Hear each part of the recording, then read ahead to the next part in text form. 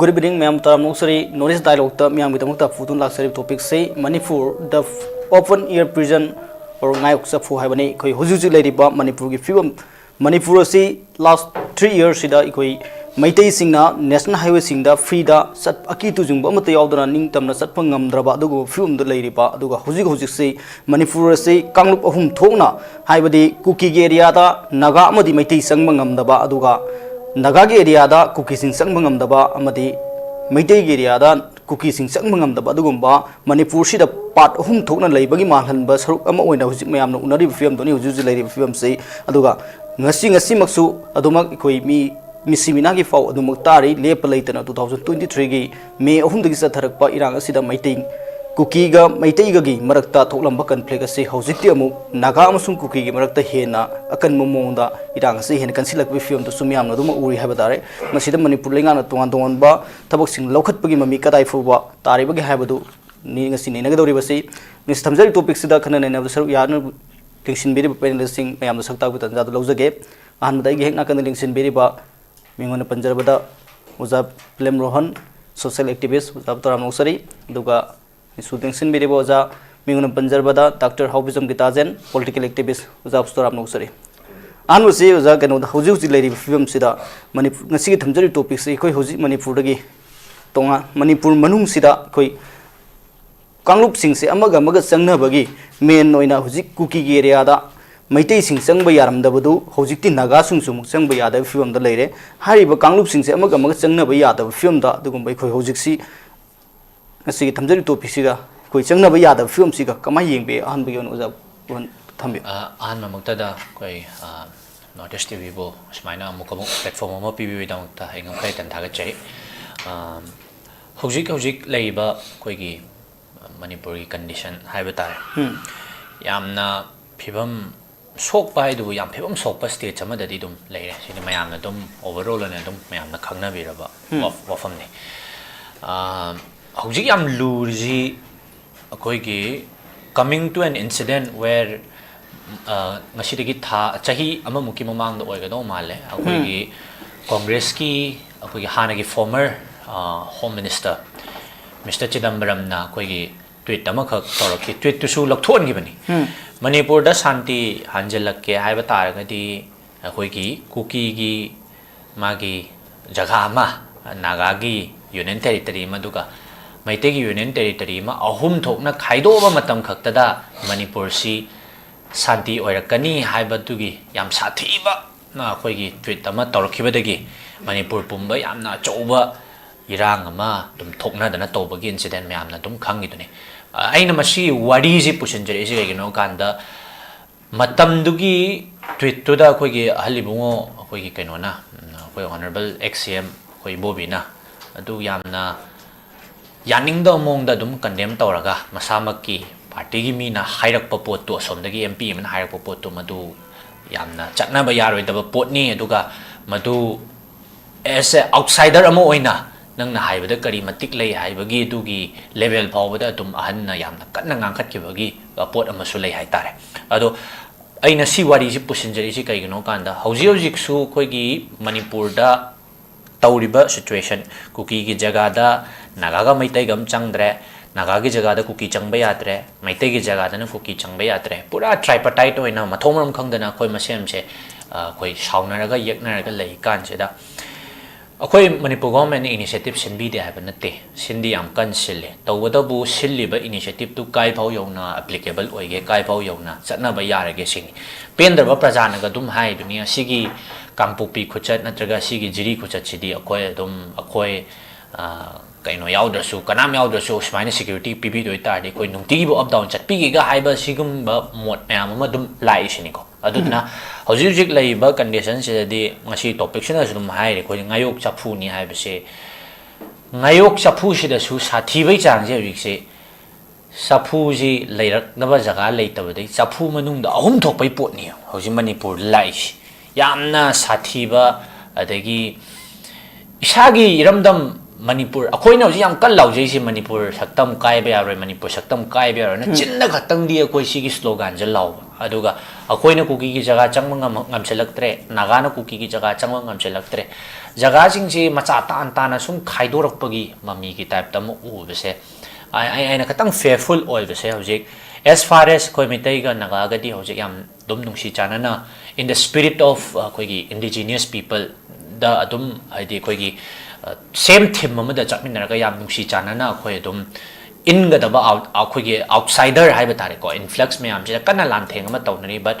my question is hojik lei ba khoi gi kuki gi adagi naga gi maitai ga kuki gi sigi tripartite am la isida aina short khurum jari si khoi maitai ga naga ga si yari gai misunderstanding thokpi rak taba aduga sidam misunderstanding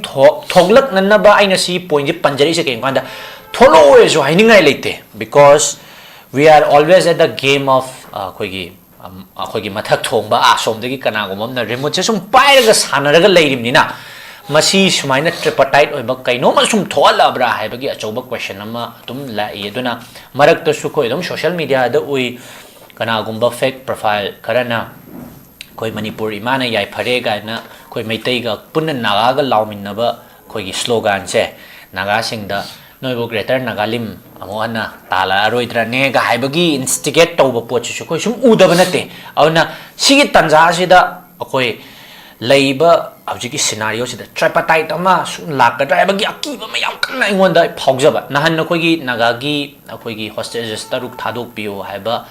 thadok pinaba koina chachaba rally du da yam nungsi numitto ai samaksu makok chinga ka yaujai numittu da dum apunbagi koi saktam kaihan gumsi Manipur gi saktam kaihan gumsi yellow phurup na yai phare Manipur imana yai phare ga haiba kholau si koi yam phajana naga gi yaupi riba tongan ba lakpi ba phurup mayam do dum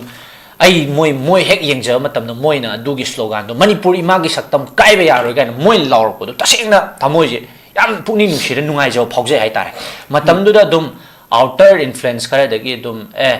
what about dum noi gi tonga na hana taleba greater nagalim si kamain to no gai sigi dum instigate torga tripartite oina yam khana na ba to bi mami su dum udaba na te dona ai yam fearful oi sidi madu yari gi thokpi da because akoi haujik ti koi na thengnari ba lanpam se influx me am jiga koi indigenous people sing siga oi ba tongan ba akoi gi masidi mioi ba moi na state amada pok pa matam da tai phadana thengna draba yadraba adu isagi iramdam ipurup aduga aigi yum mai kai se aina kanjaba haibisiti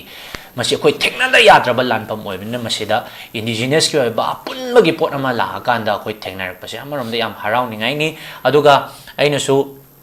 koi gi kuki gi furup da jati da amarom da thanks tawning ba hairaga di akoina khangam da ba mayam masu kuki gi hojik lei ba saga lei ba agenda mayam chena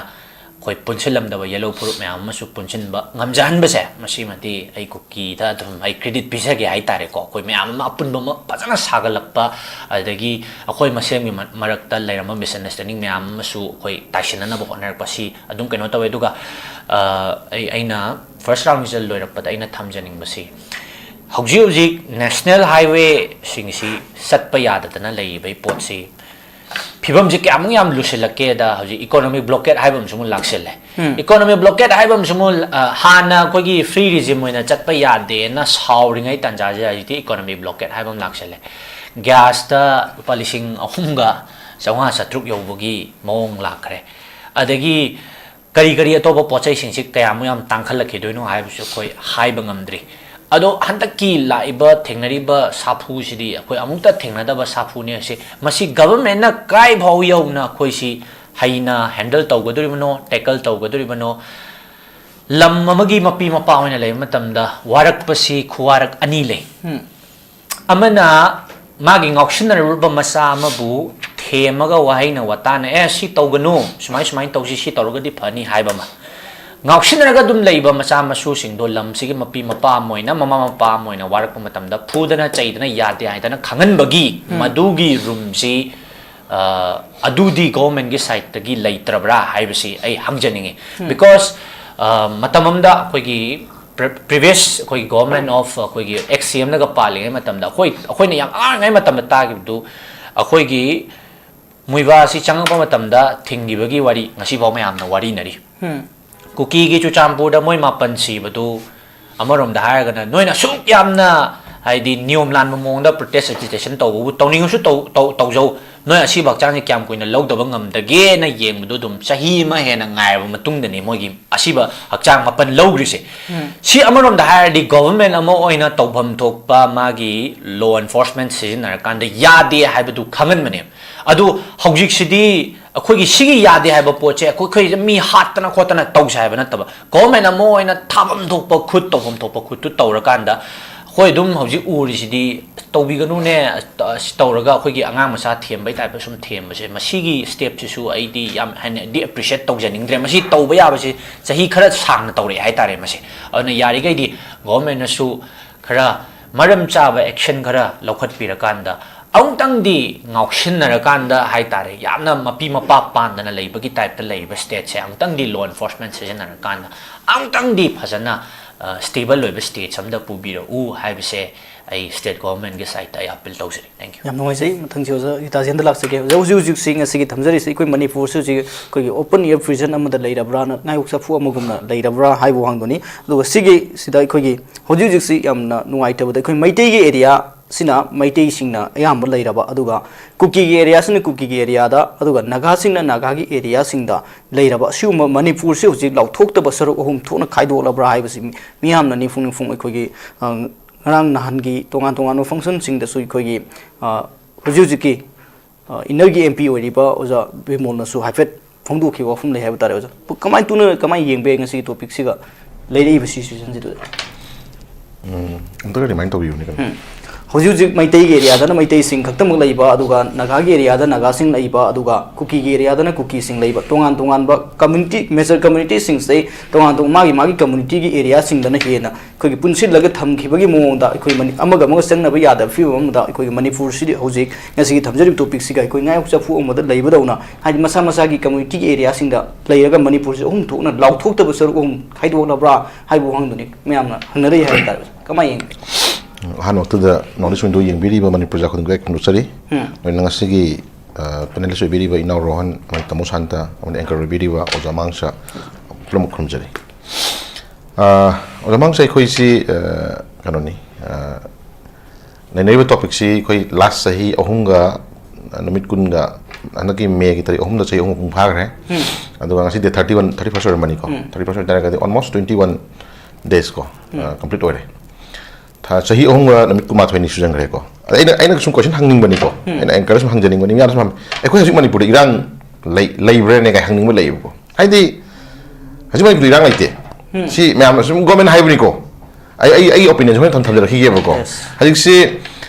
adum kana gumba ngasagi leaders khara haidare ko leaders khara haibadi almost government gi lebi ba dugumba phamnai bi meam ning si Manipur da peace lai hanjale ga adum toina dum haidana ji ko koina sum dagi den kana gumba khogi ngasagi public meeting gumba da dum ekoi mamang da sum reference loje bai wani khangabo kono gi da khoi kai kan ki kai no kai kendra da wangjing gi da khogi honorable CM lak khogi khogi meeting ama da sumagi announcer haiga da ta kan magi microphone bai speaker haiga da program mayam nga ta mukna bagi to bu da lakthok bu khun ta jaki bani ko asin nongoi ma khon ji di nongoi ma khon ta da di nuai ta mi dum leire ha bani kha ta janu da ga na ha ba khoi tai ba khoi microphone law ki bu ko aduna government gi lebi ba ga ma thong mayam jin na ta kana ko ma khoi achong sang mayam jin na nongoi ma khon gum thok pa adagi mi bulap mang ba mi si ba o jamang se ko den na mana ngasagi mi nongoi pan ba si irang lai te ba si irang na te ba khoi si normal ne ba ko aduna den khoi nong usai na irang ha ji da ngasagi ahal man family sing na masa ma su jin ge thaban jong ma chat pa party chat pa adanga haki harau ko mai dance ko si na irang wen uhal le ba ko sina irang ma khana mani hajik lai ba nongoi kam na bi mi happy hajik nagagi sina utar ko mang ba hajik na driver hat pa adai nongoi phone ka pi sing je si irang na te kasi ai hai bate ko ai bate sum anga ma thokin hai badu ni thamjari sina adagi ai opinion na observation lak kanda ngasi ki topic hai tare ko ngasi ki topic si the open air prison ko the Ngayok Chaphu an hai ko thonbiri se adu masi Ngayok Chaphu hai wa hi si masi joi koina sinna di oram dong man de koi ki terrorism he sinna wa hi ni ko na mai te si Ngayok Chaphu de lebani koina phaning thona phabang ma poni ga he hai bani mona su ko adu sidai da topic on puthopi re yam ngai re ko ai si actually masi kuki terrorism hai ba wa hi du chumma bazat la hai ba ko sin oram dong ma lai sum ning je ba da ko ana Ngayok Chaphu ji amarom da di Ngayok Chaphu ji kano jamangcha ko yumda aquarium ko thamaga nga yok pa hai tare ne ko na jalina to khajal yok pa nga se ko gi mapu du na masin ja thakpi da na oxygen ga hapsin bi da na adagi ana no bang sai ko gi manung du da ko isang adagi de na pi nung bi thambi da na ya maning taw na le hele ba aquarium thamaga bok da ko ado khoi taibong miu da ha ka taibong miu da ka mai tai ha proof se khoi Ngayok Chaphu da UN le le khala ba da khoi se kra ni dog da hai tare ne Ngayok Chaphu do kai gidra pa khatna dog ni khoi ji hingi je oxygen phangoi dra Ngayok Chaphu do ho gidra kai gidra ga na khoi da mi pai je ma sumai khoi da tan tan bam le re ba si ko ana masi karan control to go da ha ba ji question lam le ba adu lam da sum ba di khang da na han khoi Manipur police ki page sama da khoi uzar matam da na han gi si driver hat pa do adu cookie gi arm group cookie militant na to bani ga na moi police ki Facebook page na phundu ko maliko sorry to correction ko hajik ti tangai phadana nongmai kapi ba mi hali mi kana noi je si government je khara identify to hore e ko chahi ahunga numit kun ga mathoi ni nongmai kapak pa chahi ahunga numit kun mathoi ni yum mai tha ba chahi ahunga numit kun mathoi ni lambi still hajik ba dare ko hajik phamin ro chana ji ta si ba buda free movement ya handa ba chahi ahunga numit kun mathoi ni ngasi Manipur jamela to ri myang je si kanana to bunu haba jinga si kanam to na khangna de ko suspicious suspected am hydro ade suspicious suspected oiram ba yai na chingna ba ga sum hydro sum hai la e si ba bu ko du bu na nang driver ma lai ta bu du di ta sing na ekoi cookie na dominate to area hai ta re ko cookie ya na ta ba jaga de ka pu nu mai ne ba ka na ka pi si ko ana government ni me kai da ki sum du cookies na ka furup amana namna ta ba jaga de ka pu ni na ga hai na slightly phung ba hore e ba ko madu su adum losilak pada madu su losilak pada khone sum khanja bada sai kari hai ni awai bada suspected ka na amta khidra khan chinu jab khare lai ko ana ji bai film ji ora mangsa koi thoina ka shwani ngai leite ko thoina ka shwani ngai leite hajik si khoina ai khoi ki praja si marui na khoi ki praja si hajik si tangai phadana khoi si karam lifestyle da hingi ga ba simadi ai na haidra sum yam na khanga podi ko ai na haidra sum yam na khanga poni ana hajik si khoi ki lifestyle ji amai khoi si praja si am phai praja se yam phari yam phabai boi khoi tawbi rakhini ko kanbi rakhini habi asam da khoi je pa hingnari hai tare ko ada ai message samdang di hajik se khoi tamu sanda su yauri senior most leader ni ko yawi ri ai khoi se tangai fada imung amagi khoi gi tangai fada na ai khoi requirement hai tare ko khoi na yelak pa na traga na sagi magi any magi family du hingna hona matam da lei da ya da gari khoi gari makhong mari pa na lei nei na permane asi ai humble request da masi hojik leibi ba matam leibi la no matam khara di ko madu legi do ba paisa du na yara ga na khoi hajai na yot ki furit kumba yot ki khonga mo tubi ro leibi ro tum maju khoi risk le re ba normally nuai na tumja ba maya ma khoi si da trobung da kai da mayum da nuai tumja maya ma drone di bom thada da na makok da pan da si yam yaure adai moirang gi hanagi leiri ba mi former chief minister obiram ba khoi hani bom moirang koirang gi mayum da thau to je do missile rocket kapsul da hatok bi yaure adagi nupi khoi kadang man da khoi nupi mapam da laksa ba nupi sniper na kapok da pala si re hai sin evidence katani ko yes adai hin dokta na drone bom pasil da yum thugai ba mi hat ba whatever tummi ga kapsul da si ba mayam so many man yaure ba ko adugi hin dokta na mu full security nga akanda mayam gi sara thakna ba ko mayam gi hingna ba idam da program mayam gi hingna ba idam da pujari ba dum ba innocent driver hai tare ko si security na mani mang chap ga pura ga thin ma chali du ba da adum hathok bi ra ba ne ba o jamang cha ade khoi na hingduri ba khoi life se asa si thambiri point je ko khoi je Ngayok Chaphu da leire haira ga su Ngayok Chaphu du maning da khoi gi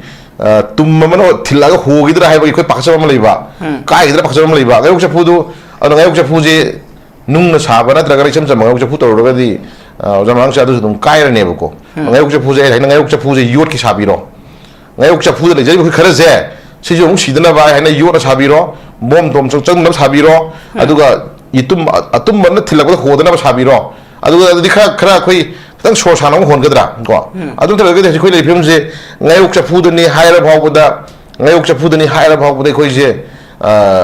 pusi mahing je kar haini so je matam ka makham kum ko khoi adu kamai ta hinga kamai ta khoi hinga da question nam de khoi am chawng si dai re ba ko ana sai area si de khoi na lai bi issue ji kanoni hoi center gi kana kana gumba anga mathau mayam na masjid back tawdana director the script writer the producer mayam na masjid ngak tana sai kar haini tawren haira bawda ramang sha khoi na hairi khut thilaga ngang ji tawre back tawre kana hon ngak lo pi re si tawre sa tawre ma hairi mayam ji khoi na how many years ko kyang mun ngang le dino yes ipai pugi poroda chahi tare khuntak wena mamang da legre chahi tare khuntak matam thena ki awa bado ko yairi lega morok tharaga hat khiwa ko ipai pugi wari ningam do mayam history mayam do adule sathi ba anagi chahi ahunga numit kuma thuni da thui problem se maduge sathi problem ne ko thui masai khoina chahi tare yaudri chahi tare to wa ke do yaudri ko mamang chahi thoki ba lan chahi manga gi awa do yaudri chahi tare ki ni plan awa ba yaudri na khoi kayam khoi khang le dina ko shim lai ne ba ko ano isi takai padana government ni lebi leader sing sisu moi ta kom to to ba ko praja sing su to bi kan dum hingba simak si ama umshat ani umshat ahum mukhasu ngar han driver ma lagi driver matung da hasu nga si ju thagan ra ko da rimsta nagagi sino ama no moi maru pa le ha kan ji por ko ma le ma ko ajin doctor hosan jo le ba kan paum tari ko ana singi area da ju singi area da sai da tabak da sino kon ta da mina piso be phim ne ne se singi manu ne area da yumai thana bi noi ka na bi dum de pratri ba ko chana bi ya na pratri ba duna ai khoi si thonbi topic si adum chana ba hai tare ko haji khoi le ri se chat pa su yad re ko ing dong chat pa su yad re adagi free moment yad re mina ji ta pa na khoi se adum ihang hang na ahang ko jaga am hai tare ko adagi khoi jali to khajala thamaga adum ai khoi se thamba khoi jail ma khanam de khoi le ri se ado sidagi jail sidagi na thoga chel lagi na chel ro ga na mu ngasai gi adum manai tare manai ma khani matra ele la khani ai border jail dagi na thoye cheno tam da koi area cheno tam da na ye ta hoji se ka doge alien ma khanam thoye ba ko mi ju gari ju problem mang ba mangan ma du alien ma khanam nei ri ba jamang sha adu na ma du ne ba adu ma ka dum ka ma ba ha du ka ha ni khang bra irang le ngai si da khang da na changchel ro ji aji asi mi du da ne ba amang ma thok tu je ko ada kudum na ji nagagi moi teruk mang ji oja mangsa mi teruk mang ba mi tara mang ga ji importance as mi teruk mang du bu ga ha ga ne ko mi teruk mang du ga na ko belu ji ko ada di hayag ji le mi tara ma kun ma as mi kun mang du bu ha koi kawung do ba le na ji da phagi ba angang ahun pi hum hat ki ba do ifong phone hostage ne phar pu re ni jamang sa ko phar pu re ni no ga dum tam thi da hatok re ni madu dene madu gi postmortem report thena gi ori ma me ko ba da phone tane ko ni mo thon ko re natra na na da ni si gi ko to wi to ko re azi issue ji to wi budi kan ne da mang jama si matang si ko na ai koi film ma mo na si ko yengi bane ko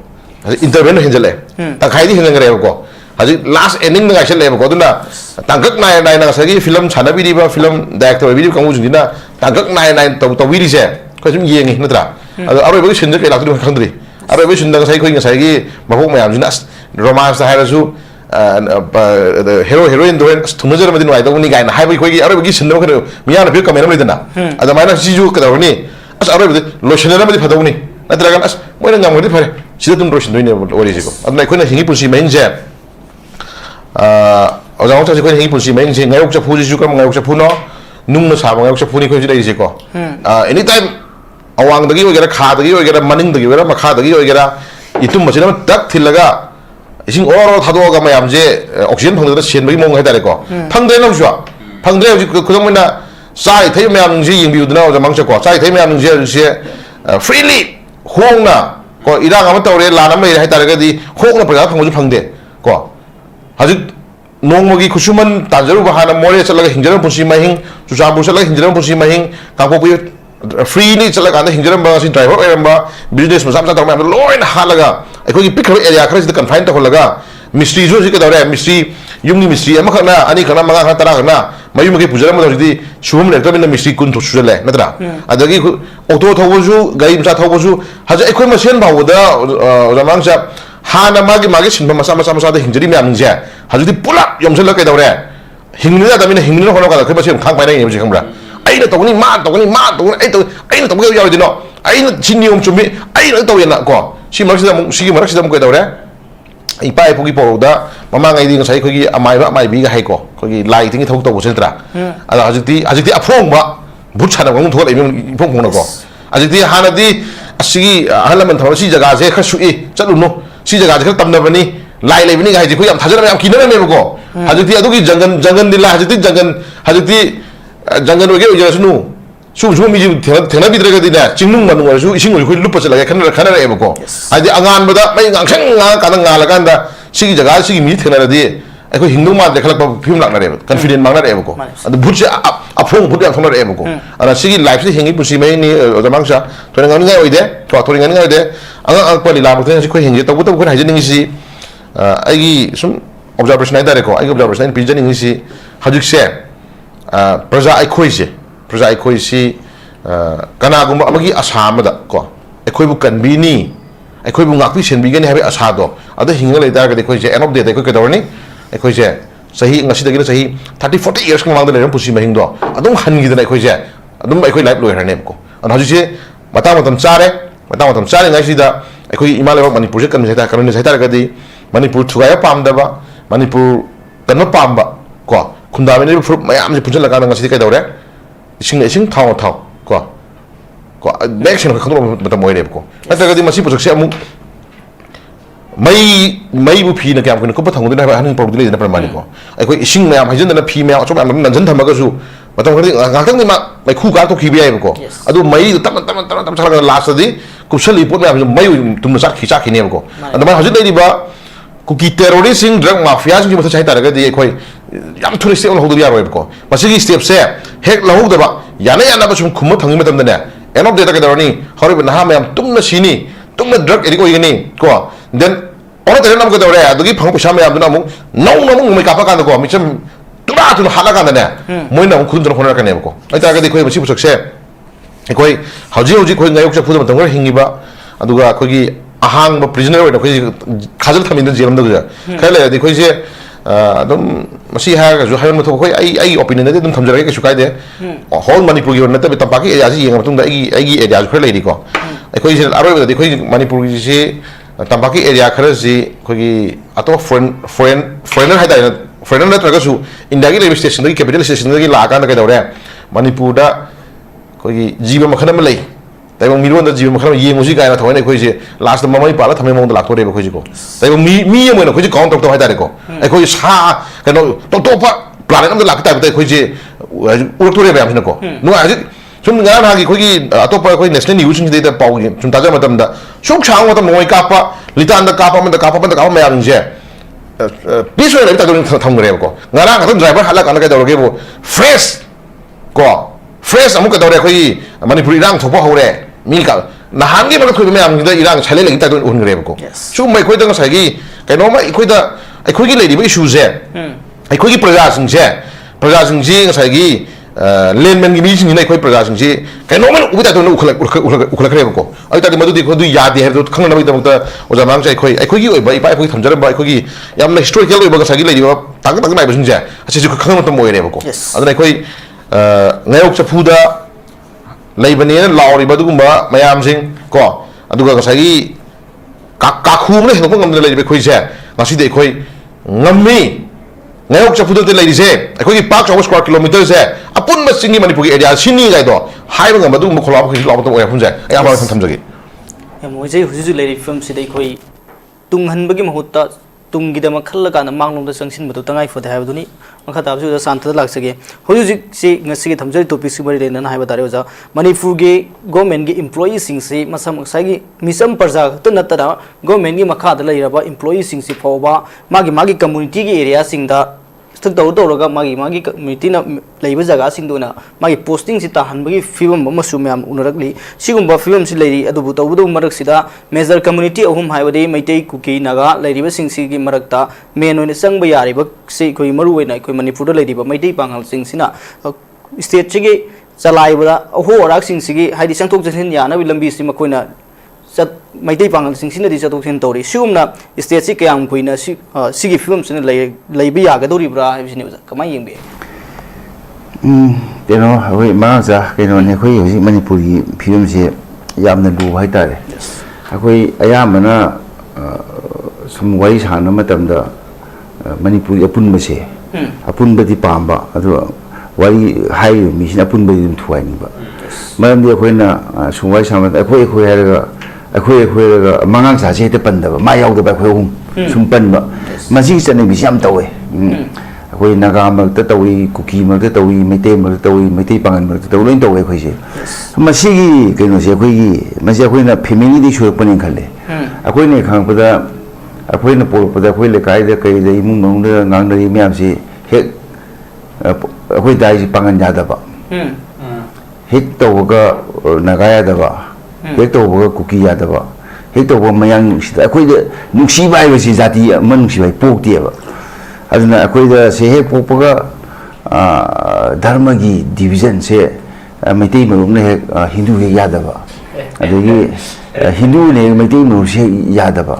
ꯑꯗꯒꯤ ꯁꯨꯃꯥꯏꯅ ꯇꯧꯔ ꯁꯨꯝ ꯇꯧꯕꯁꯦ ꯑꯩꯈꯣꯏ ꯐꯦꯃꯤꯂꯤꯗꯒꯤ ꯑꯩꯈꯣꯏꯒꯤ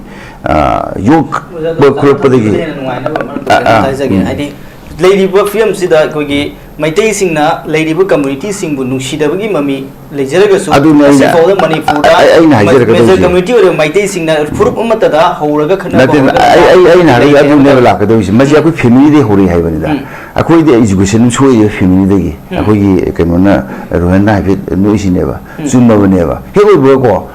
ꯔꯣꯍꯟꯁꯦ ꯏꯟꯊꯣꯛꯏꯅꯤꯅ ꯃꯩꯇꯩ ꯈ꯭ꯔꯤꯁꯇꯥꯟꯅꯦꯅ ꯑꯦꯛꯖꯥꯝꯄꯜꯅꯦ ꯃꯥꯁꯦ ꯃꯩꯇꯩꯅꯦꯕ ꯄꯥꯡꯒꯜꯁꯦ ꯃꯩꯇꯩꯅꯦꯕ ꯄꯥꯡꯒꯜꯁꯦ ꯏꯟꯊꯣꯛꯏꯅꯤꯗꯅ ꯃꯩꯇꯩꯅ ꯆꯪꯍꯟꯗꯣꯏꯅꯦꯕ ꯑꯗꯨꯅ ꯁꯤ ꯑꯩꯈꯣꯏꯅ ꯃꯁꯤ ꯏꯖꯨꯀꯦꯁꯟ ꯑꯃ ꯐꯦꯃꯤꯂꯤꯗꯤ ꯍꯧꯕ ꯑꯃ ꯆꯪꯉꯦꯕ ꯑꯩꯈꯣꯏꯅ ꯔꯣꯍꯟꯅ ꯉꯁꯥꯏ ꯆꯪꯉꯛꯄꯗ ꯑꯩꯅ ꯈꯤꯇꯪ ꯊꯦꯡꯅ ꯆꯪꯖꯔꯒꯁꯨ ꯄꯥꯡꯒꯜꯒꯤꯗ ꯈꯤꯇꯪ ꯍꯥꯏꯕꯗ ꯑꯃ ꯇꯧꯕ ꯑꯗꯒꯤ ꯁꯨꯝ ꯇꯧꯕꯗ ꯀꯨꯀꯤꯗꯅ ꯊꯤꯜꯂꯒ ꯀꯨꯀꯤꯁꯦ ꯂꯣꯏ ꯏꯀ꯭ꯋꯦꯠ ꯇꯧꯊꯣꯛꯑꯒ ꯑꯩꯈꯣꯏ ꯏꯟꯗꯤꯖꯤꯅꯁ ꯄꯤꯄꯜ ꯍꯥꯏꯔ ꯀꯨꯀꯤꯁꯦ ꯁꯨꯡꯌꯥꯎ ꯌꯥꯎꯗꯕꯗꯧꯅ ꯀꯨꯀꯤꯒꯤ ꯃꯔꯛꯇꯁꯨ ꯏꯟꯗꯤꯖꯤꯅꯁ ꯌꯥꯎꯔꯤꯕꯅꯦꯕ ꯂꯣꯏꯅ ꯅꯠꯇ꯭ꯔꯥ ꯑꯗꯨꯅꯗꯤ ꯑꯩꯅ ꯌꯦꯡꯕꯗ ꯁꯤꯒꯤ ꯏꯖꯨꯀꯦꯁꯟ ꯑꯃꯕꯨ ꯆꯪꯉꯦꯕ ꯑꯗꯣ ꯑꯩ ꯏꯁꯥꯗꯤ ꯀꯃꯥꯏꯅ ꯇꯧꯋꯤ ꯍꯦꯛ ꯄꯣꯛꯄꯗꯒꯤ ꯄꯥꯡꯒꯟ ꯅꯨꯡꯁꯤꯗꯕ ꯀꯨꯀꯤ ꯅꯨꯡꯁꯤꯗꯕ ꯅꯥꯒꯥ ꯅꯨꯡꯁꯤꯗꯕ ꯃꯌꯥꯡ ꯅꯨꯡꯁꯤꯗꯕ ꯅꯦꯄꯥꯂꯤ ꯅꯨꯡꯁꯤꯗꯕ ꯑꯝꯇ ꯄꯣꯛꯈꯤꯗꯦꯕ ꯁꯤ ꯑꯩꯒꯤ ꯐꯦꯃꯤꯂꯤꯒꯤ ꯒ꯭ꯔꯣꯠ ꯑꯞ ꯑꯩꯒꯤ ꯐꯦꯃꯤꯂꯤꯒꯤ ꯌꯣꯛꯂꯛꯄꯗꯨꯅꯅꯦꯕ ꯑꯩꯈꯣꯏ ꯒꯤꯇꯥꯖꯦꯟ ꯑꯗꯨꯅ ꯍꯧꯖꯤꯛꯇꯤ ꯀꯨꯀꯤ ꯃꯔꯛꯇ ꯍꯥꯏꯔꯒ ꯃꯩꯇꯩꯁꯤꯗꯤ ꯃꯥ ꯍꯤꯔꯣꯅꯤ ꯀꯩꯅꯣ ꯍꯧꯖꯤꯛ ꯀꯨꯀꯤ ꯃꯔꯛꯇꯅꯦ ꯅꯪ BJP ꯑꯣꯏꯌꯨ ꯀꯪꯒ꯭ꯔꯦꯁꯁꯤ ꯚꯣꯠ ꯀꯥꯡꯉꯝꯃꯣꯏꯗꯧꯔꯤꯅꯤ ꯀꯨꯀꯤꯅꯦ ꯍꯥꯏꯕ ꯃꯇꯝꯗ ꯇꯧꯔꯒ ꯅꯣꯡꯃꯩ ꯄꯥꯏꯕ ꯀꯥꯡꯕꯨꯁꯤꯅ ꯑꯟꯀꯟꯇꯦꯁꯇꯒ ꯑꯟꯑꯣꯄꯣꯖꯒ ꯀꯥꯔꯛꯀꯗꯧꯔꯤꯅꯦꯕ ꯍꯟꯗꯛꯀꯤ 2027ꯗ ꯂꯥꯛꯇꯥꯔꯗꯤ ꯒꯤꯇꯥꯖꯦꯟ ꯑꯗꯨꯅ ꯑꯗꯨꯒꯤ ꯐꯤꯕꯝꯁꯤꯅꯦꯕ ꯑꯗꯨꯒ ꯅꯥꯒꯥ ꯃꯔꯛꯇꯁꯨ ꯑꯗꯨ ꯇꯧꯕꯒꯨꯝꯕꯅꯦꯕ ꯃꯣꯏꯁꯦ ꯃꯈꯣꯏꯒꯤ ꯀꯩꯅꯣꯅ ꯏꯟꯁꯔꯖꯦꯟ ꯀꯥꯡꯕꯨꯅ ꯌꯥꯕ ꯀꯥꯡꯕꯨꯗꯨꯗꯤ ꯌꯥꯝ ꯂꯥꯏꯅ ꯑꯩꯈꯣꯏꯒꯤ ꯑꯟꯑꯣꯄꯣꯖ ꯅꯠꯇ꯭ꯔꯁꯨ ꯐꯖꯅ ꯑꯗꯨꯝ ꯇꯧꯋꯦꯕꯀꯣ ꯑꯗꯨꯅ ꯑꯩꯈꯣꯏꯅ ꯌꯦꯡꯒꯗꯧꯗꯤ ꯃꯁꯤ ꯃꯩꯇꯩ ꯃꯔꯛꯇꯗꯤ ꯉꯝꯗꯦꯕ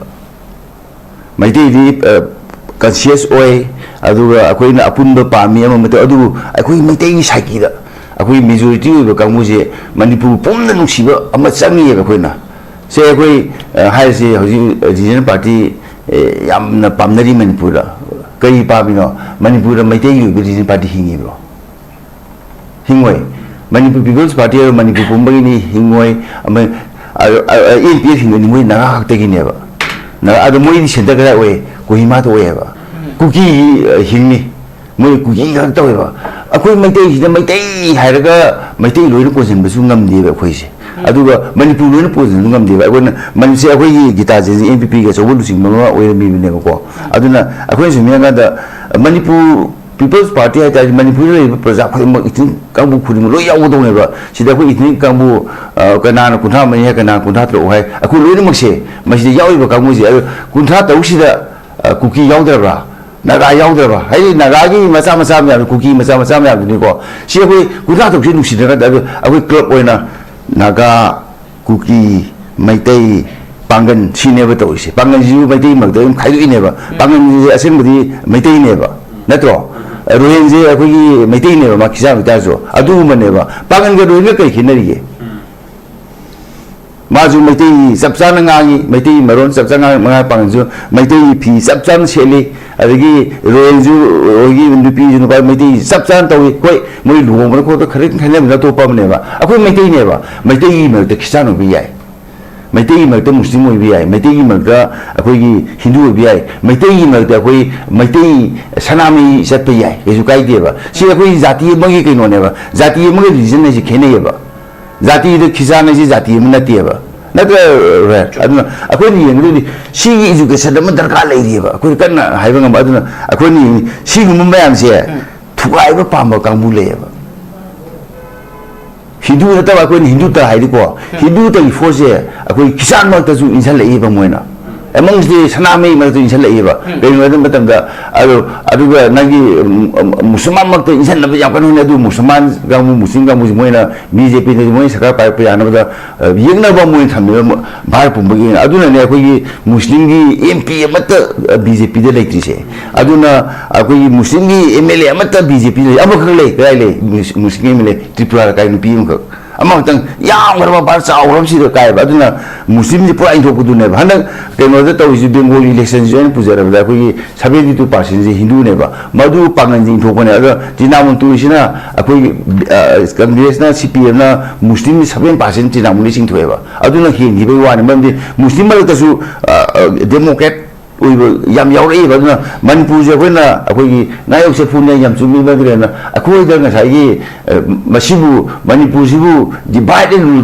Tomba. See, Bitisimatamba, we divided rule never. Manipur is Adunani, a Misana, home minister winning a Alibi and we see Miss Wingida, a Quibi and Yam around us. Aku Manipur Yarani Parani, Amisana, Singji Mana, Kanatorani, Damjina in the Toronchina, my Yamaran Toeva, Madugis who do not GITAJEN. I don't know, Madu divisions in a young, a week in one palace in Rena, a way sit down Baramido.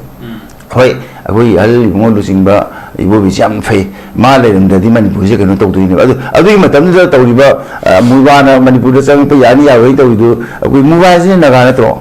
Madam, they are going to cook him out of Canal, he made it. Laura GITAJEN. Nagai might be lousy. I will make it option of not to do it. I'm Madam Mamma, I think Mother Paminsam Hatopa. Me get on home to do so. Natra.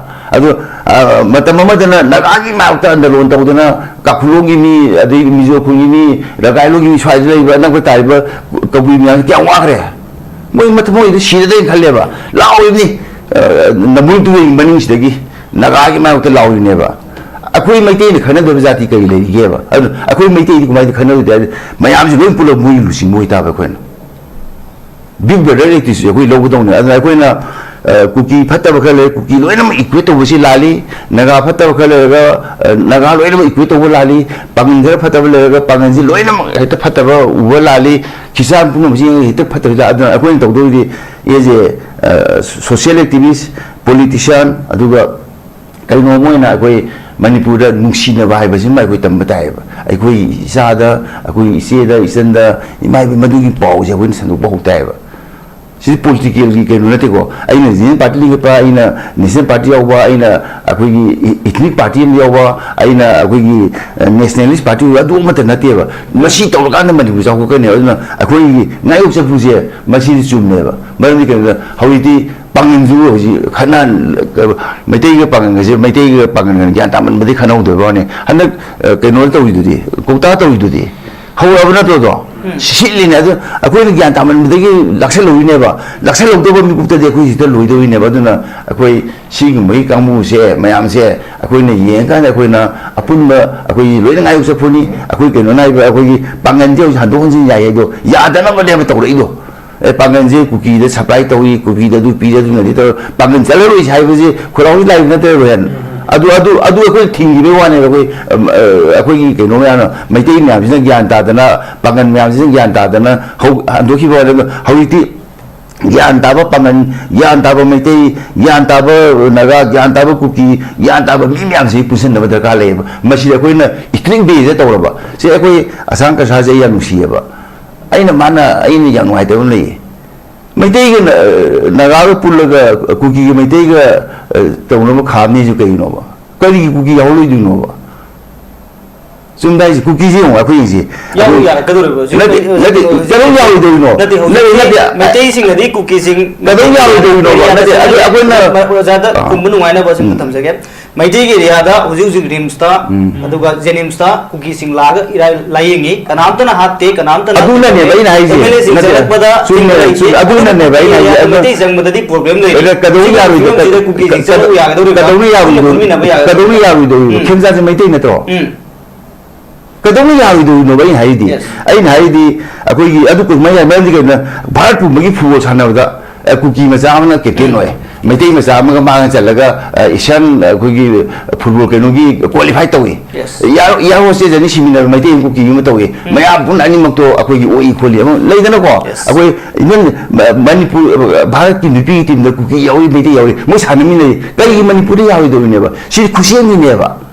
Khusyuk macam ni, nesem nanti apa, kau ni tahu sih, ROHAN khusyuk ni apa, GITAJEN khusyuk ni apa, khusyuk je, kau ni madu semdu kom tar, hai benar hai, aduh na, susah susah ni ada Manipur pun macam nak tar, aku ni nak kadang ni apa, aku ini sudah, aku ini jauh lebih, nang jauh lebih ada, MANGANGCHA hai lebih ada apa, nang jauh lebih ada ROHAN hai lebih ada apa, aduh, akhirnya macam ini hari pangan, sama hari tu kanan hari ni tu, aduh, aku ini kan tu, aku ini hai tar. Yang sahaja propaganda tu na hali benda rumor tu na hali benda ada rumor selalu kamu mau betul sih aku tahu itu hal macam tu gitu kok ngarang na Bangalian sih deh Nitish Kumar na ibu tahu dia kuki na kok kuki na tahu itu macam siapa benda na tak ada kuki patah benda tahu ini kuki luar mana tahu nanti kuki patah ba lebih daripada sama mungkin sih aku ini Maitai na tahu Maitai luar mana tahu na adagi pangan aku ini kan nama tahu tu pangan luar nama nanti apa aduh cuma tu na kuki patah pun tahu deh aku nanti telefon lagi Bengali apa orang itu kali aku ini kuki halu itu kali Manipur ini tak halu itu hai pun propaganda orang orang mana aku nak tahu orang telefon je si yang lalu nanti lalu ya Ruang zaman nanti kau mana macam mana prithvi ko yang sakit tu macam dah, aina aku ini macam tu ini PM atau orang ni macam tahu hal ini orang telefon tu pergi, nang Manipur orang ni dalam thapa tu, aku ini mana zazi jauh ini, nak example ni dah, aku ni yang tu di si macam Bengali ni ada caur apa, Bengali mahal aku ini, Manipur dah itu harga kemahalan apa. Sigi propaganda itu ni, ada aku masih jahan gian tanah apa, malu ni aku discussion tu bersih aku masih gian tanah lagi, apa pun Manipur ni, lo ini apa pun Manipur ni, aku kunta terus saya, ama bawa isi apa, malu tu kan aku ni apa pun Manipur, aku pun ni ada masih Ngayok Chaphu saya masih lagi nak tahu pun ni, aku pun apa Ngayok Chaphu ni sunat nak tahu. Yes, yang macam, jadi lady film sudah. Leihaliba film sibu oihenba kanagumba kangbu amadi leirabra haibu so wanga moiri makada basi ozaro hendra laksage huji leiriba film sida huji leiriba situation sida kogi PR lengak leikre matamduda center gi chapsaba magi mieng makada center lengak pani PR matamduda su kanglup ki irang haibadi huji leiriba kukim sung maitai gi maraki irang ase kanna leiringai matamduda PR matam sida sahi amagi maya sahi ama fanning seat lei kheba sida center lengang na maitai ka kuki ga leiriba film si loishin ba ngam khide aduga hojik na mu madu PR loishin thra matung da miam gi lengak ni haduna anu ba leader amagi makada hanage BJP led government gi anu makha sa tharak boina anu ba leader amana hojik leira fau da mu loishin ba ngam da film da mu leiri ha bata oi film si kamai ni yengbe center na loriba roles hoi अखोगी Tripura की अखोगी party chief है तारे त्रिपुरा की निंगथौजिना अखोगी indigenous peoples day की function दा हाइबिरंबो याम अइना ngasi बाव note तौजर लेबले Delhi ने कैदौनुंदा लागा मणिपुर की प्रॉब्लम सॉल्व तौरोय यस मणिपुर की प्रॉब्लम सिटी नोय सिदा लेरिबा मणिपुरी सिंगसिना तौरगा सॉल्व तौगदबनी अदुगा मान हारमसे कनाना मैते कनाना नागा कनाना कुकी हौजिक आदा दिल्ली दे चप्पा मतम नोइजे मणिपुरी हायरगा दुगी कैनो मदा ट्रीट तौरकनी आइना मसी पॉइंट जे पुखचरेसे अखोइगी हजो जाशांतना हाइबदा आइना यानिंगबा points am yaw do kitang nungai je tho points yaw do itang kitang tham jaw ko akhoi maitai ha po chida ngasai gi si yaning da be but ai sa gi ba mot ni maitai ha ba po chida akhoi si concern me si kitang hai ba ma change na khali dugi point ne oja santa na tham gi si maitai sida khoi gi religion gi wafam tonga na tham khraga maitai sana ma hi chat pai chelinau sing maitai hindu cha bai chelinau sing maitai christian da akhoi chatliba akhoi kharasi aduga plus maitai even pangal maitai haiba pot ama yawram na seda cluster si khoi maitai haiba matam da sigi pulap mari si ma conscience birakan da thabak tauba ngamagadi akhoi gi achauba unity ama sagat pa ngamgani haiba point ni ngasa oja santana yamna mayek sengna thambiri je kaigumba kan da khoi sungai re maitai christian na moina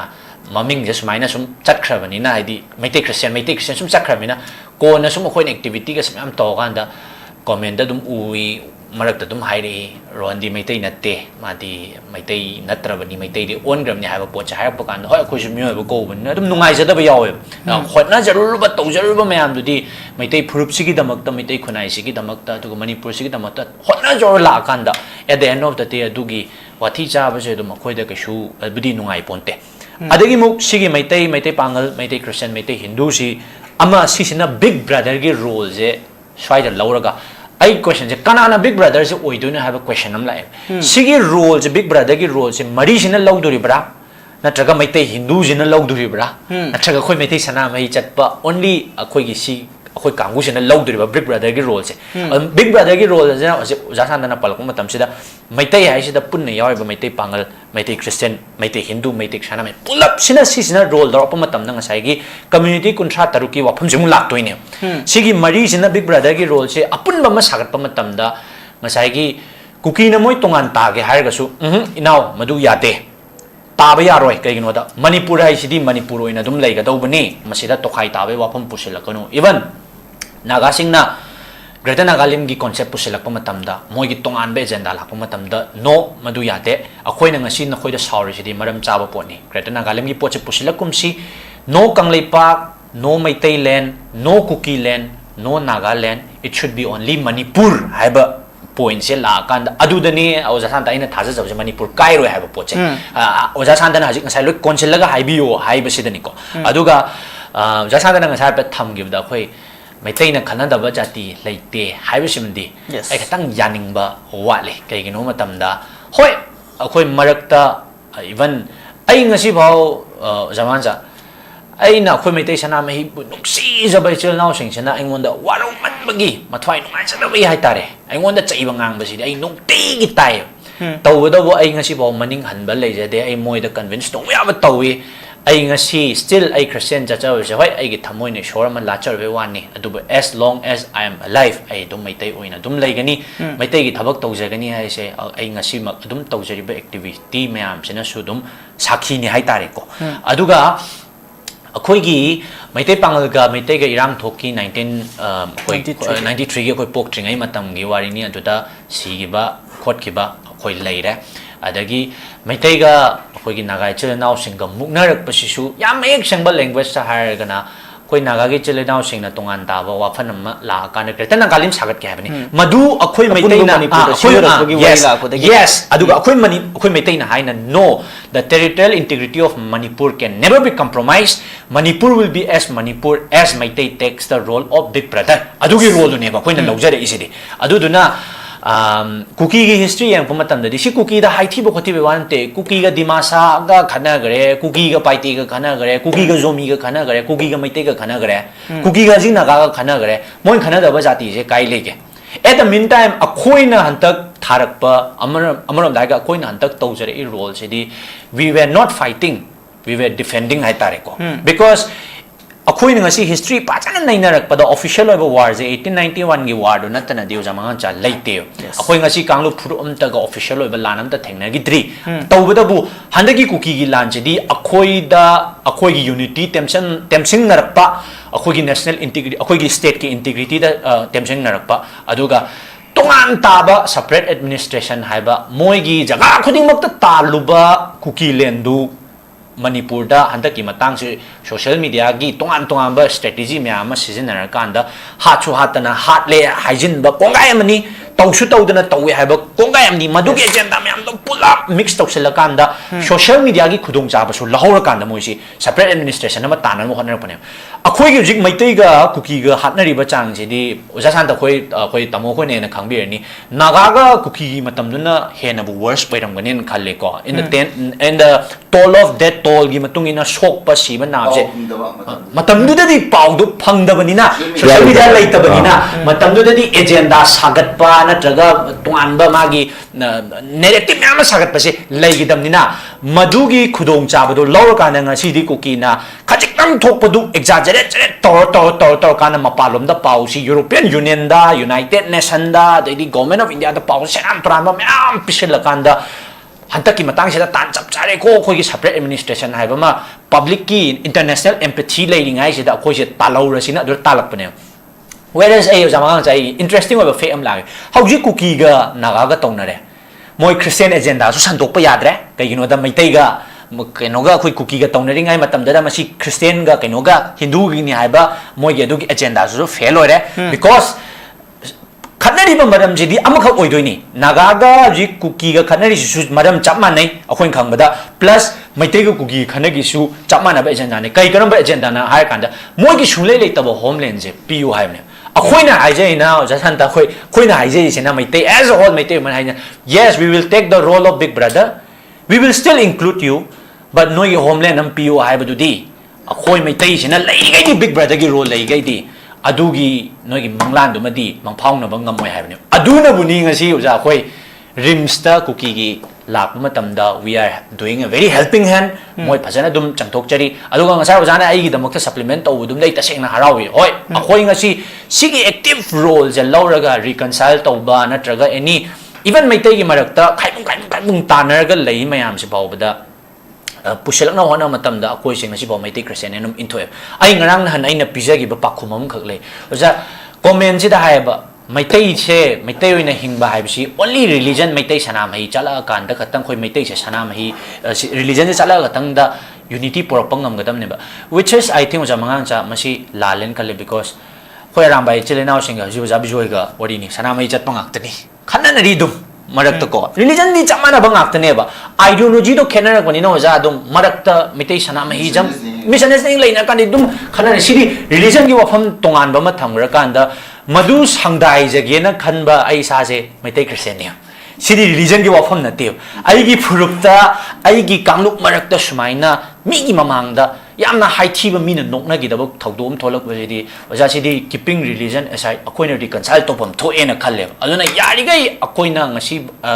media gi thongda maroina akoi gi maitai chile now loina makta masi khatang hoi communal budi oiba mangani atop fruit jati mangda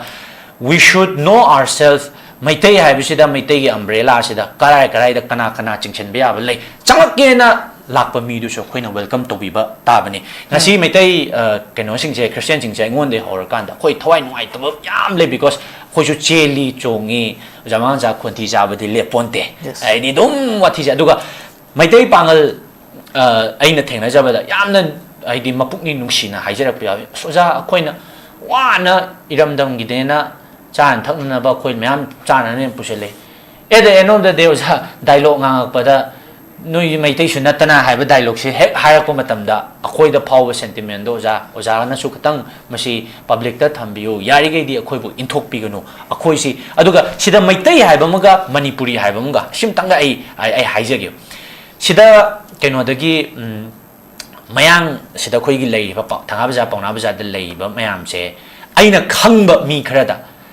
Manipur gi matang da thina ngangak pa se moi gi roots Rajasthan da lei ba Gujarat da lei ba mi ga moi khanai ba kai no na dumaina Manipur gi matang ngang do kai gi no tam da jati du na phurup tu na mayang ojaraga su mapalong gi roots lai jaraga su moi da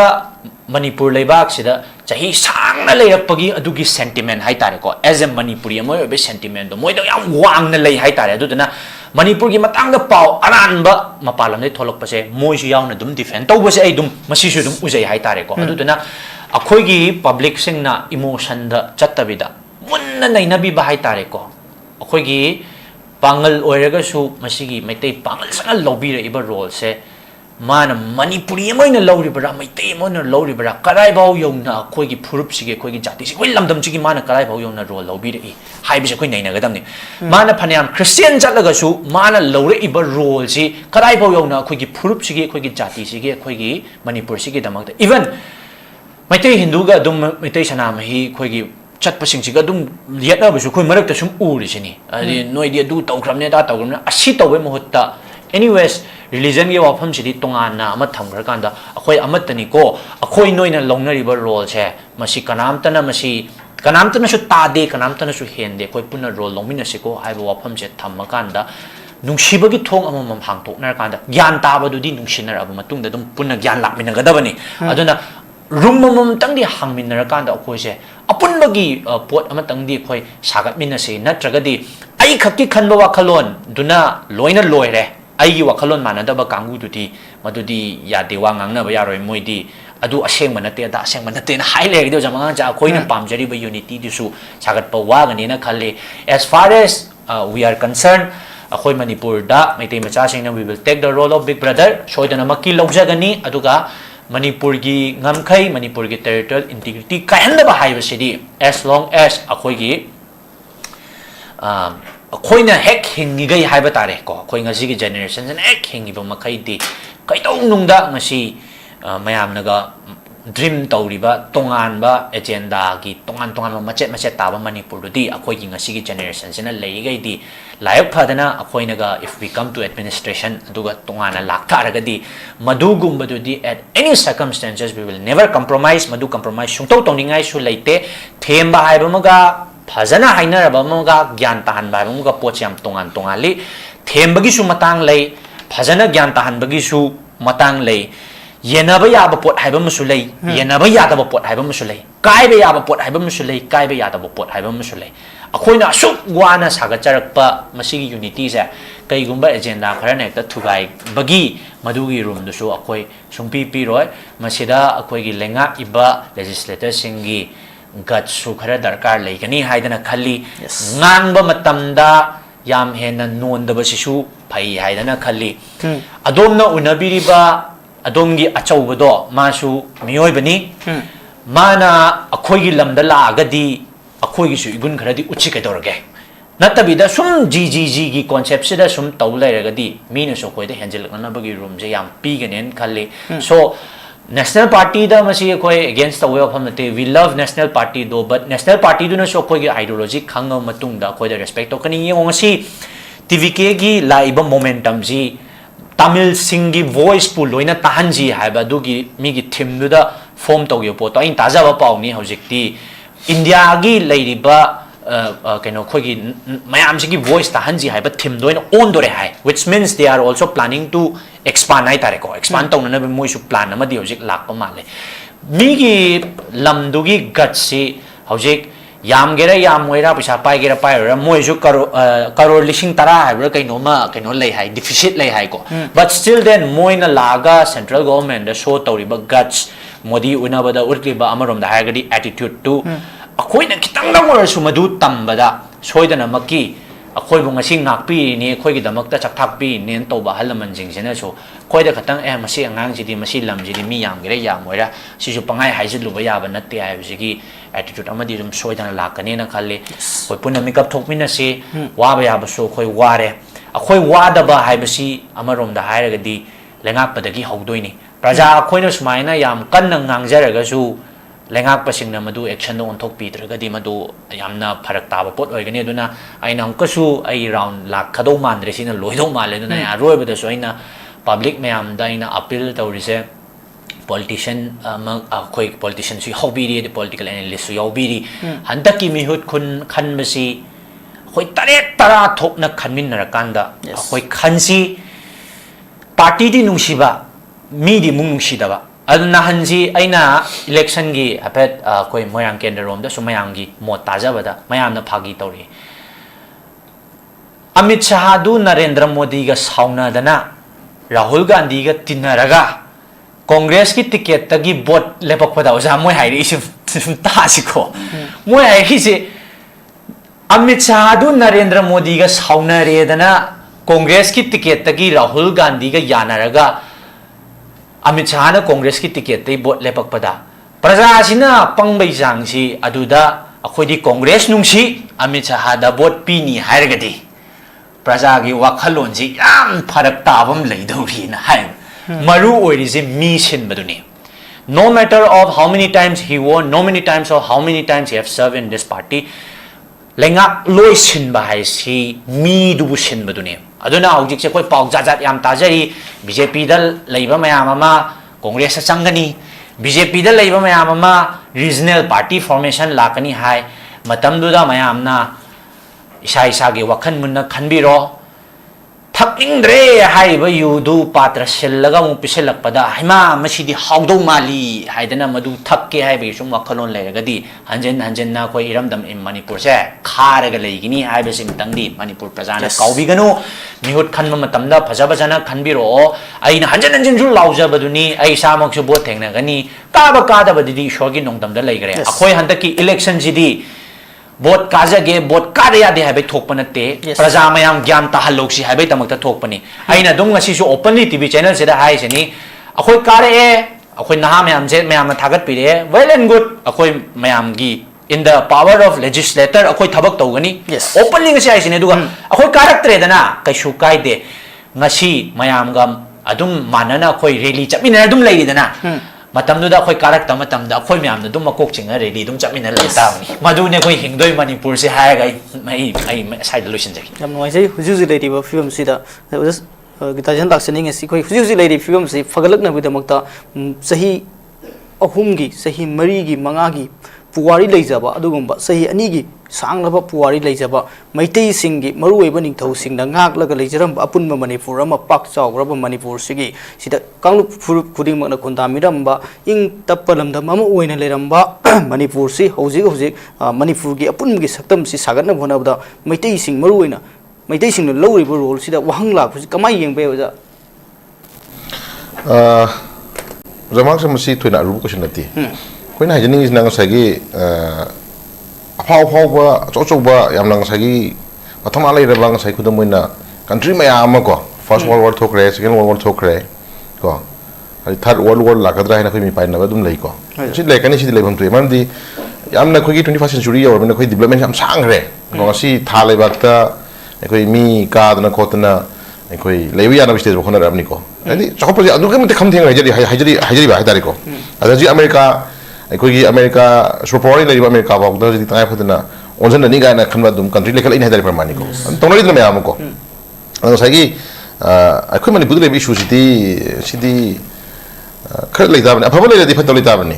aphabole define to ga ta ga di aphabadu udna hona photam da phataba khar dum define to da bani tra phataba le be aphabole ne ba ado phataba sinji kana ko thau thamadi yaro yebo ko adai sai ko gi kogi nauro hoina ke hagi matam da kogi religions ki matang da kar phang thongi buse sidi issue nate akoi hajing indra anyone religions ho juswai de ko masagi muslim mo mitai pangan no gera mitai o gera ki o gera naga o gera whatever any community ko mani pudu ibu kunda mere fur kuntra mari ai gi record phang matam nai jinje matam de 34 community hai ko ngamene ko my story ko ado koi Sigi Manipur itu Manipur itu kan itu thamaga India itu nanya siapa ko India itu hasik officially recognized story schedule tribe ta 705 kan na ko schedule tribe recognized story ko adu main majority India si maru na policy adu ki reference ko logi tu ise India si maru na policy hasik 7 anogi main majority hadare ko majority oi riba kan je community kan Hindu ne ba Hindu na 79.8% as Hindu na dil kan lai yeba ko aduga khogi main minority hadare ko main minority le function kana no Muslim then Christian Sikh Buddhist then nam le ko sidil lai ri Muslim na 14.2% pi mo ko ta pi ri ko adu Christian na 2.3 adu Sikh na 1.7 adu Buddhist Jain na 0.7 to 0.4% pi re ko adu atopa religious sam le mi am je ai khogi Parsis ko magana masam sale me amje 0.7% pi ebuko adu India si whole India si pithribi ki maneng leba khodi mugda sakta mo hono ko matamda laminari ba sagi Hindu wagera Muslim wagera Christian wagera Buddhist wagera Sikh wagera Jain wagera laminari me amjina I'm Indian we are Indian and law ngam midra pramani ko ada India ki manu sisu ke da hai khoi ki mel India da leba khoi Delhi capital leba kam kharna कोई south मचानी north मचानी east मचानी गायना मन खाइदोक पिरगा अदो मसाइ ना हाइबल तो फिल्म द सोल्जर्स द फिल्म कोई लेबिदम गनी कनो को येंबियो अदुगी द सोल्जर्स फिल्म द हजगी साउथ की हीरो दुना आर्मी को मासे को इंडिया लाख मतम द जस्ट कंट्रोवर्सी का तो मतम द अदai इंडिया की लेदियो कोई मेन इंडिया की लेदियो कांगु जुना नंग से दिल्ली मी मान इंडिया मान नंग साउथ मसा माली गायना कायम ना को साउथ मसा नंग साइ थोला कांदा साउथ ईस्ट वेस्ट को नॉर्थ इंडिया अमतनी गायन तौर कोई फुनबी सिनम यावबनेबको अदा इंडिया की मनुष्यदसु अदुम तगाय फदना मथमोई पिकपा मथमोई खरा करायनी खरा इगो वांगबा खरा तबगा मसा मसुजिन खरा करायनी मोय मंगाय सब कम खरना अदुम कोई मसिन नुसिदब सिन कम खरन लेबि हम सानिदना अदुगी मरतु तगाय फदना कोई इंडिया से अमतने गाय सकता को मिस मैम थोइ प्रमाण को अदमाना रिफरेंडम लोगे कांद को हजनिंगना रिलीजन दिसनि मसुनो को सुकाइदे को कोई हजरोय अदु साइ एरियाज तो कोना हजनिंग पॉइंट को लेदि से कनादा गदि से मैथै पगन कमुना और नगाना और कुकीना और एनी कम्युनिटी मना माना मागी लेजरी मागी धर्म दो को खुदमोइना से नगा हायरसु आइम नगा को नगा ने न बोन तो हिंग ngam bai thona मैथै पगन हिंग थोना मसा मसा की लेजब किसु काइदे मैथै जु खोइ मैथै ने ना अखोइ पुवाइ द सखिनी अखोइ मैथै ने हिंजब दुगी थोना अखोइ लेक्ताइ दना को अद मेन मेजॉरिटी खुदमोइना इंडिया दजु मेजॉरिटी ओइदि बा हिंदू ना 79.8% पाई मोइना हजि मुजु लेजरि सिदि ai हिंदू ने मुइ खाइ सिदि मुगी धर्म द मुगी चनल चत मुगी गम द गसागी मोइना मेजॉरिटी वर कांदा गसागी इंडिया जे मैक्सिमम पुनो को होना सिदि कनो सिदि अमेरिका द क्रिश्चियन कंगुना दम दोबे तो होना सिदि मथौनि गैनो मणिपुर द सुकुना हजनि गदना मणिपुर का देश लाक्चर कांदा मणिपुर सी एकोइ मेन मेजॉरिटी से को मिटेन ओइरे तत्रा अनि पॉपुलेशन या बगिनी को अदरा अदो हिस्ट्री न्यूज सक्सकी को अदो एकोइना मेजॉरिटी ओइरे हायदना अपिको फुर मसा मसा खुदिं मछि कोइ ngasi बावदा नमसन बिरगा नमथेक बिरगा खोइ सपति खोइ उतौद्रि नत्रा निंथौ पानबगी तके हौना ngasi बावदा मैतैना कम्युनिटी मसा मा ngasi के दौरे न मैतै ओलो ओनो दरे खोइ थमदि लेत्रि बिनि को हिस्ट्री सक्खिदि को अदो दगे हेंदोक्तने खोइ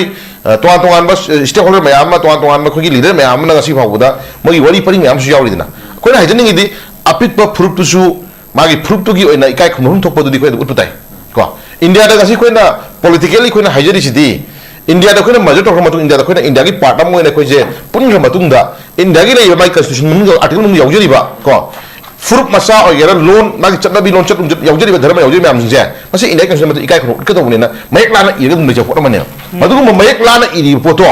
अखोइ स्टेट दा जु मिसिंग याबनि दो स्टेट दा जु अपिक फुरुप म्याम जरि मिसिंग दा जु स्टेट अमा ओइना रिकॉग्नाइज तौरबनिना मदु खोइ बिहुन तो बेनिफिट मागी इकाइ खुनु तो मागी ऑनर को अखोइ जी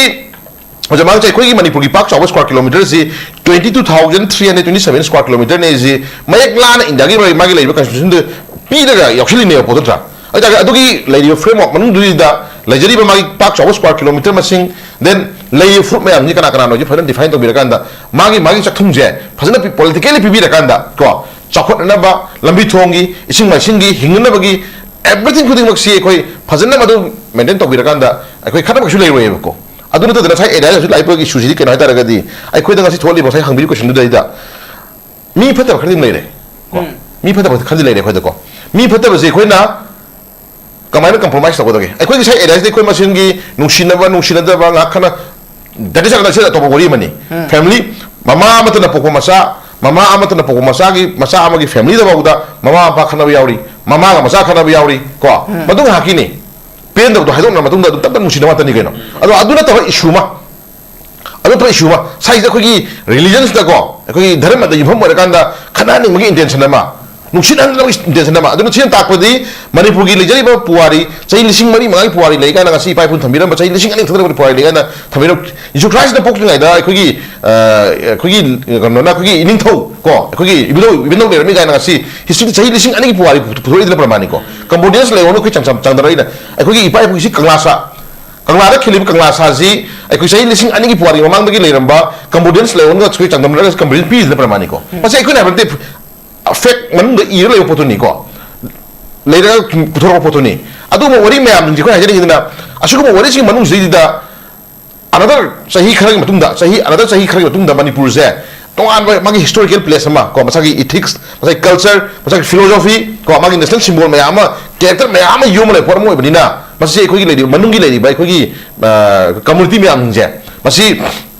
mising yam dra su nuksinara di mapang kan khalaga di ko tongan ba ko ma lakbe khalaga na mado thugai da ho da ba yade khanan da ba yade ra ta manipur da lei ba to to pa ko gi mineral ke mam phang ki paw lei na pramani ko asu ma yam ji lothok ni ma intention nam da ai ko ji unity odi yak ta ba yai ka khalaga da tongan ma ko ma sanara ba ko sundri la ko sundri lamang ko su ma yam ji ko yam urbo san urbo na te ko ado sidang haktan ko khanan liba saunhan liba sidi part of human nature ni sidi ke no Mama ba masih mana mau dah hajuti hanagi hal lagi waktu kan hajuti ke darogi bu dah mangsa, patut mana mau tu sama dengan thang tidak apa yang orang lekong, mulai tu problem tak ikut tahu tu ko. Segi stage kan anak kamar uhelah penuh. Masih family dah, mapa masih mana, patut mana mau hat pun mesti lang hal je. Ikut je economically pura mau tahan gitu bu dah mangsa. Masih tahu ni ni. Ko ada ini hajuti ni di issue that Manipur karena boleh apa karena kau nama tanda. Aku ikut ke ina ngasai tumjuba dari permani ko. Cukup mami petrol me ang jadi aku ina, mado legally hai apa hai ni, pasal orang sana apa sana ni ko. Orang bangsa, ya kerja di mado aku ina, agang mengalogi manam kan agang, ngakkan agang, kita mana ningai kan agang jadi mama apa na, wali sahabat tu tiada mana orang, ibu WhatsApp pun WhatsApp, dah paham ke? Semua WhatsApp pun ya kerja di, saya ipai orang pun jauh itu orang bangsa, masa tu sini nanti tiada, terus sini nanti tiada ko. Ningai itu semua hendak lagi di saya itu orang jauh dia, atau mana same thing, aku lagi lagi isu itu tahu tahu kau hanya ni je, lagi lebak, lagi jati, lagi Manipur sih kan saya lagi di, kano tamu siapa canggi macam macam, kau tamu siapa canggi jadi itu kau na ngasai isagi, kau na ngasai saya sakta orang ikan ada lagi di, missing yam dah bayi wanita, isagi lagi jadi bayi isagi kan saya kudu mana kau inau rohan, kau pasti budi kau na sina ina Haji tu religion sih betang dah, kemarin je waktu tengah comparison pijak beri ko. Inau Honda, mama lepas musuh sukai deh, lepas musuh sukai deh. Ko, aduh, mana iman lepas kita mungkin lau pun macam dah, ko. Iman lepas kita mana hai pun macam dah, macam yang ini impact se. Masa aja macam yang mana ni lau pun macam dah ko. Manipuri ni lau pun macam dah. Mangun tu kayak gua kerana sum cili, maksudnya sometimes break macam kau leh ko. Maksudnya sini part nama ni kau hari se. Ada ini haji ni di, magi religious tak. Leng dengan magi potong lagi jerakan tu ko. Ai saat adu ni na bond tu orang di. Adu ki potong adu. Ipai kogi por udah kan saya ai sumangsi demi sumangsi dia orang tiga nasi perman kalau tidak perman ni. Adu mana kogi saya lagi besok sida. Ai na pams dengan ningu bagi dalam tu disukai dia ko. Ai dalam tu disukai dia. Iman lepas tu disukai dia. Lepas tu siapa mai kaitnya kaya nanti kan orang mangsa. Ai iman lepas tu tu siapa. Makung tiak sini mami sutang sini. Ko mami sudah sini. Ko nupi orang ni pau, orang angang, orang nupi orang mana ngambil area tu mana lepas mesti betul jawab doa. Orang tu kesukai dia, orang tu tak kena. Aduh luar poin ni kan ada saya area sih kena. Aina lau tu teruk saya dengan teruk saya. Kain tu habis tu saya area question am tu lepas ko. Aduh area tu ni kena yang makin ko malah lagu pamai itu nanti dari film sedih dah. Manipur tu ni isu sedih orang mangsa. Kena masih kau tahu sampai sampai kira masih isu tu cina ada di kau poksi. Kusiam dia betul mulan kalau mana beko. Aku masih je disunti oleh ba. Aku masih nusinan riba. Religion the best. Orang masih aku je. Kadang-kadang orang ni je. Masih posi kerana lagi riba. Ada politik ini yang orang kata kita orang. Politik ini yang orang kata kita orang. Macam rajनीति ini kadang yang juruk kerana hitar permani ko. Ai vote. Macam ai tuan benefit. Ai opportunity pun macam dah kita orang. Nusi biu. Macam si tahu ni kan kabin biu betul. Aduh orang ni, alang orang ni kan, cak jadi aku masih nusiran cila kanda, bagi tuan, bagi nak nama lagi, bot bank kau nama, bagi bot kau nama niti, nak ni, bot aja kau, bot aja kau sudah niti kau jangan macam, bot aja simple one ni, bot for sense, bot aja kau, bot for sense, change saya beri kau, change saya saya hendak kira lagi bah, film ni ada tarik tadi, bot kari ni pasti bu, lifelong wasa mungkar agak, bagi end of life, saya sama, mah bot, admar, ini ni aku sudah niti kau, up and down ni kau. Tahu ni mungkin mau tak terus di macam orang sini macam itu, macam di home sana ni nature ni kan sini. Ada home mana pun ni, bangsa ada home mana pun saya kau na siapa tu orang mana kau siapa orang ni na, lagi film saya Manipur tu isu jadi, orang bangsa masih kusiam ni pun nama ni, aku masih nungsi dalam sini ni, aku masih nungsi dalam sini, aku masih kerana kami macam aku nak perhati, macam ni, dan ada yang bertanya dah mu, aku lagi mark sedih tidak, tapi aku ada particular, aku ni am tu ni, aku lagi am bias lagi dengan orang tu, kau. Cookie na ko na ito ito pala siya mati ko. If cookie orang jaga su, ko ako hindi sumahara ka na ko. Makuda kulay pa, macam hali ba, innocent hali ba kang musing siya. terroris ay wag mo siya sidi ko tintaw ni ado malim ngi luo na yada miyam na yada drug mafia ngi di ko tinam ni dro whatever kuki was no anyone any community was no drug mafia drug thari kamu sing jidi manipur gi lemai di maru phuta pa ji ko thina ta dro adu men chawna karwa to kamu sing jidi kana no jidi koina masa khanga ni na moi khu thmei wa le koina adu makuta ko si kulda innocent driver ma si hali dubu akoi kuki paning de no ko panjari bra kuki pale an no ki wa so su kuki terrorist kamu sing hai tari ba action lo phau pulu ni ko hai tari dro anyone kana hom to so unknown miscreant haine unknown ade khoi ha si khoi da warau hini natragana nuai hiwe ai khan pora ma khusum chele bi phatab lai ba aduna manipuri shanti lai dai taraga di crime creator crime to kamu sing je masi logi ba tu action lom changi lo ba ya re na ai sai ji bi do mama pa na masa war ko da yak sa ga chai thab yauri bu ko khoi phure ga hala man na na adi sum khoi na ka thukon na ne na sum ka thukon tong ba ka mama pa na sum ya ne li hai taraga di chai no exam ne taraga yum de lek pa na ko na matam da anjuna lek ta ko na chi paper se nang page ma ji iramu ta si iramu ga na ha ga iram da ga nang iram da ba na khoi chai chare e ko ma ma o za ne school ga phuli ji ni phani mai ni ke no adu khoi ji chai e da si da ka ung da chili ka ngu je khoi na thie me na sum mai khoi na ga gi tawbinu thie ba de ke da re nung ti gi mi sum si me jale nung ti gi mi ha me jale nung ti gi mi ma me jale asumai nung ti gi mi si ba nung ti gi mi mang ba nung ti gi no mai ka pa sum he ta ga di khoi na pa me pi su di la ro e ba ko si ta na ko na mi yauri ne ko ta gi mo do khoi yam thuna khoi di sino chang nge bo jamang ko aduna khoi ha jin je lo yo overall ye kan da thu e mani pu gi issue je ka shunate india gi chakon ai india gi chakon ai india je sigi manung da ba chuk chaw le ba sigi manung da ba guda adum hindu ga muslim ga adum class adum thu in ga so badra chaw thu di ge ra sigi 바로 여기 내처럼 하나 담다래 얘들아 아주 농시는데 다음에 그 농시를 정말ប្រ마니 아주 와서 하나 그래 해야나 나서 전화를 해 본시 볼까 유 전화도 보실 때들아 또 그다고 농시는데 가 전화에 맞는 거지다 나면 또 원시니 엔 원시니 하도니 야나브라 알아보시도 좀 시리 하나 더 해 보자 아주 아두기 보도 나간다 마니부 투의 이슈제 커뮤니티 아마 커뮤니티기 막다 ям चाव सिंजे थाबा नुसिनो cinema दुगुम्बा महि खरे लाइरे महि सिंजे को प्रजा मियाम सन थेनम त बोरे हुजे हाय थमजगे जमज नोइ जे खता भि शांत लाक्सगे हुजुजिक लेरिबा असिगी थमलिबु टॉपिक सिगी सुमरी लेना नै खोइ हुजिक से ngayok chaphu manung da leibagi mong da leiriba matam asida koi manipur gi leiriba major community ohum si sangna ba ya da film da ohel liba aduga masida center lainga ki लौरिबा थौदांग अदुगा मखुई कानबसी करिगी नो नो मसी हुजिक फोबो लोसिने होनद्रिबा अदुगा इसागी स्टेट त लैंगाक चरिबा लैंगाक पसिगना इरांग असि लोसिननबा लौखटलिबा थौंग सिंग कमा यिंबे अरोइबो थमि अखोइगी मांग सकेन अखोइगी ताजिन सु हाइगिदो अखोइगी भोट असि याम मरुओय भोट की दमक्तदने अखोइ 2022 की स्टेट की इलेक्शन की ममांग सिदा अखोइगी कुकी अखोइगी सु कांगु सिंगसिदा अखोइ पैसाजे हेक्ट अरोन मफोम लोइन पिथरग मोइन कागिबनेबा अदुइ मतुंगदा मणिपुर जे ज्ञान तागरे 2022 दा अखोइ डबल डिजिन गवर्नमेंट सिना सिना हिबा टेक्टिक्स तो प्रजा मसिंग यामन ज्ञान तागरेबा अखोइ गीताजे न ngasai जे मसिंग यामदबा खुलाई पाइबा मखोइना सी तौ तौ इनसन कांगुदुनेबा तौरिसे नत्र गीताजे मसि याबा प्रजा सिंगेबा मरमनि के नंगदा अखोइ आइना भोट अखोइ गीताजे प्रवे 2024 की लोकसभा इलेक्शन ज्ञान तागरेबा मसिदा मैतै कुकी नगा कई का लोइ पुनग्रे डबल डिजिन गवर्नमेंट दुगी मोइ मिरेस लोइ माइथि पिग्रे साथि माइथि पिग्रेबा असेंबदी मखोइ पैसा दुना तरसे मयाम खंगिनगोनी अखोइ इन मणिपुर दसु खुलाई पाइबनि तहोलिनि न थुवाइनबा अदु डबल डिजिन गवर्नमेंट नत्रा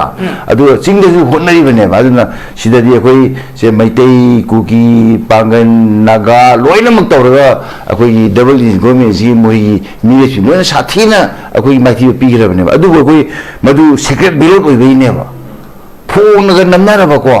अदुदी हेक्टर फलतादुइनेबा नुमैग पाइर सिन तौदि यावे तौदुइने अदुना अखोइ सेक्रेट बिलोट सि अखोइना नियम चुमना सिननबा म दरकार लेरि अदु मदु अखोइ मदु एक्सपेक्टेशन दो मदुना अखोइ 2024 की लोकसभा इलेक्शन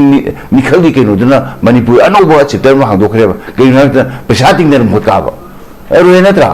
पैसा से अखोइ लेपिबा अखोइ कारिबा अनिमक तो हिता हाइजे पैसा सुंदिंग दिंदियाबा मसादगी पैसा सुनिंग दिंग पैसा मा तिंग दरब नेबा नोमिनेशन फाइल तोरे माई माई पार्टी ना अम तोरे किपियन माई माई पार्टी नोय तोनो खरबा अदुदगी ने बाउजी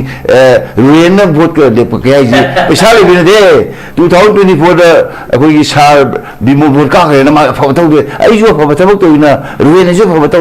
तो इना आई ले पे याना खंगले ने गीता जी नत्रा एग्जांपल नहीं है अदुना अखोई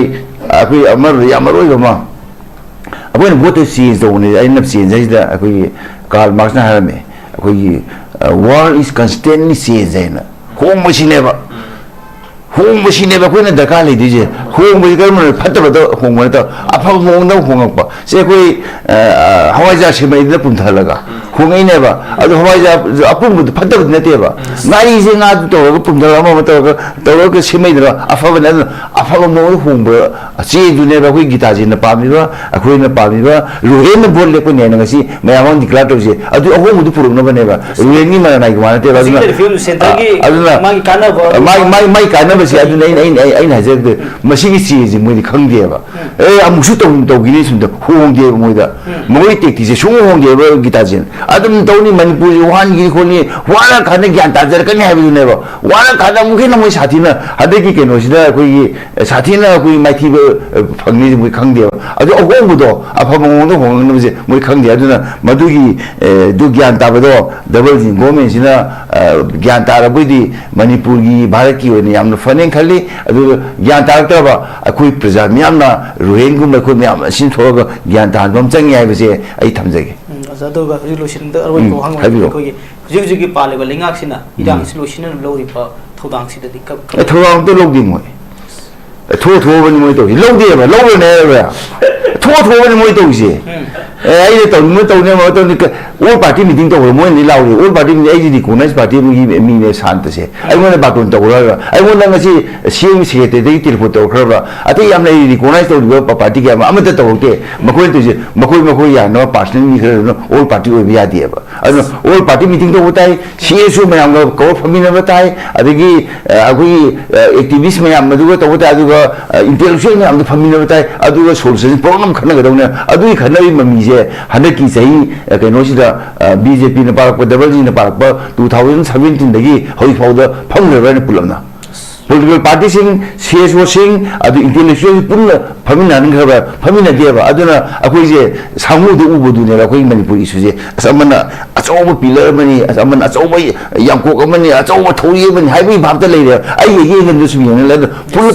punni mom changa punni min ba hai je sarkar ji ngen ga dam ru yen ne to sarkar ji shuwe shuwe na wi gita ji na do hong han bai do hong duk bai do ma darkar le hai thamjagi yam ngai hujur manipur se ngayok chaphu gumna leihallaba फिवम अमद Larry हाइबदुनी मसिकी panellist थबि बहुजुजिक Manipur दा वरुशिन पुर पंगमदन लेरी बा इरांग असे अदुमक सथरी मसिदा मियामना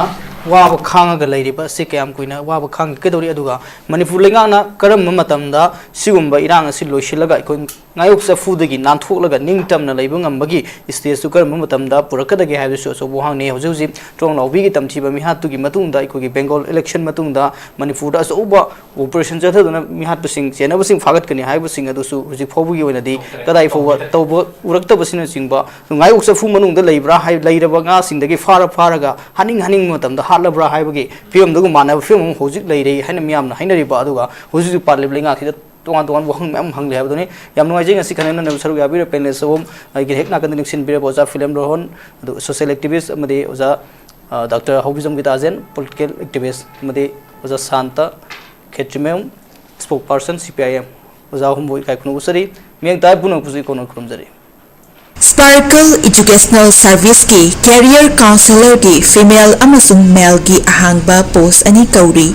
Educational Qualification MBA loiba oigadabani Fresher अमसुंग Experience leiraba miyoi singna apply tobiba yagani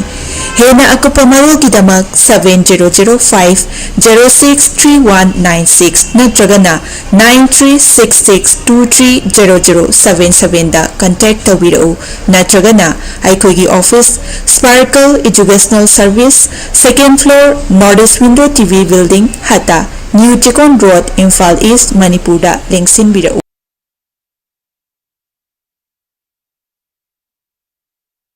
Admission open. National Institute of Electronics and Information Technology Nalit Imphal-gi tongan-tonganba course-singi admission haujari chahi amagi PGDCA, chahi anigi MCA, MTech AI and ML, MSc IT, MSc Bioinformatics yauna 2026-2027 session gidamak chahi marigi BCA, BSc Computer Science, BTech AI and ML amasung chahi ahungi Diploma Engineering da ming chananaba registration toba yaragani. PGDCA, MCA, MTech, AI and ML, MSc IT, MSc Bioinformatics ki oina registration tobagi aroiba numit lakliba June gi tarik 12 ni entrance test na June gi tarik 13 ta phangthokani. BCA, BSc Computer Science, BTech AI and ML gi registration tobagi aroiba numit na Megi tang kunni entrance test na Megi tarik 13 da phangthokani. Nupa macha amasung nupi masagi hostel gi khudong chabasu pijari. SC amasung ST mahiroi singi tuition fee free oijagani. Pijariba QR code asida scan tauraga online registration tobasu yagani. Akupa marul gidamak mobile number 8132062261 natragana 7005106072 da call tawiraktuna khangbiba yagani.